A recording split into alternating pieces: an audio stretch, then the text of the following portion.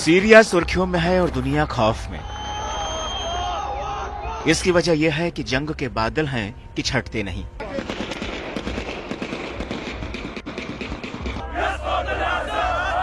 रूस यूक्रेन की जंग के बाद Israel Hamas, Israel Iran, Israel Lebanon के जंगी धमाकों ने दुनिया को दहलाने का काम किया। तो अब सीरिया नाम के देश ने सबको सरप्राइज कर दिया है। सीरिया में विद्रोहियों ने राजधानी दमिश्क पर कब्जा कर लिया है। विद्रोहियों ने राष्ट्रपति बशर अल असद की 24 साल पुरानी सत्ता को उखाड़ फेंका है। असद के तख्ता पलट के साथ ही सीरिया में अब एक नया नायक उभर कर सामने आया है, जिसे लोग सीरिया का सुल्तान कह रहे हैं। इस शख्स का नाम है अबू मोहम्मद अल जुलानी।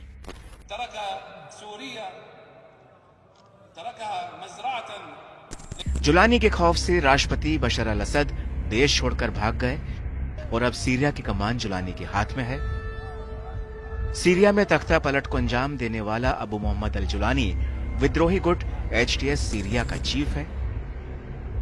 जुलानी की हैसियत, कैफियत, दहशत और ताकत का अंदाजा इसी बात से लगाया जा सकता है कि अमेरिका ने साल 2017 में जुलानी पर 84 करोड़ 67 लाख रुपए का इनाम घोषित किया था। तो आइए अब तफसील से जानते हैं कि आखिर कौन है अबू मोहम्मद अल जुलानी। हयात तहरीर अल शाम के लीडर अबू मोहम्मद अल जुलानी का जन्म साल 1982 में सऊदी अरब के शहर रियाद में बताया जाता है। अल जुलानी के पैदाइश के दौरान अहमद हुसैन अल शरा नाम रखा गया। जुलानी के पिता सऊदी अरब में पेट्रोलियम इंजीनियर का काम करते थे। उस वक्त जुलानी महज 7 साल का था जब उसका परिवार सीरिया की राजधानी दमिश्क में जाकर बस गया था।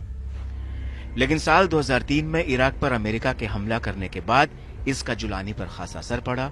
वो केवल 21 साल की उम्र में ही इराक चला गया और अमेरिका के खिलाफ हमलों को अंजाम देने के लिए अल कायदा में शामिल हो गया। साल 2006 में इराक में अमेरिकी सेना ने जुलानी को गिरफ्तार कर लिया। उसको 5 साल तक जेल में रखा गया क्योंकि जुलानी का नाम 2001 में अमेरिका में हुए 9/11 के हमलों में भी आया था, जिसके चलते उसे मोसुल से गिरफ्तार कर अमेरिकी जेल में रखा गया। जेल से रिहा होने के बाद जुलानी IS चीफ बगदादी का करीबी हो गया। बगदादी ने जुलानी को सीरिया में अल कायदा की शाखा अल नुसरा फ्रंट बनाने का काम सौंपा। देखते ही देखते जुलानी का पहला संगठन सीरिया में विद्रोही इलाकों, खासतौर से इदलिब में अपना वर्चस्व बनाने में कामयाब होता चला गया। बाद में यही ग्रुप हयात तहरीर अल शाम यानी HTS बन गया। साल 2013 में अल बगदादी ने अपनी ताकत बढ़ाने का फैसला लिया और सीरिया में ही अपने ग्रुप को बड़ा करने का काम किया। अप्रैल 2013 में अल बगदादी ने अचानक इस बात का ऐलान किया कि वो अल कायदा के साथ अपने सारे रिश्ते तोड़ रहा है और अपने संगठन का विस्तार अब सीरिया में ही करेगा। लेकिन अल जुलानी ने बगदादी के नए समूह ISL से जुड़ने से मना कर दिया और अपने रिश्ते उसने अल कायदा के साथ ही बरकरार रखे। साल 2014 में हालांकि अल जुलानी ने खुद को अल कायदा से भी अलग कर लिया क्योंकि उसका पूरा ध्यान सीरिया में अपने संगठन को मजबूत करने में लग गया।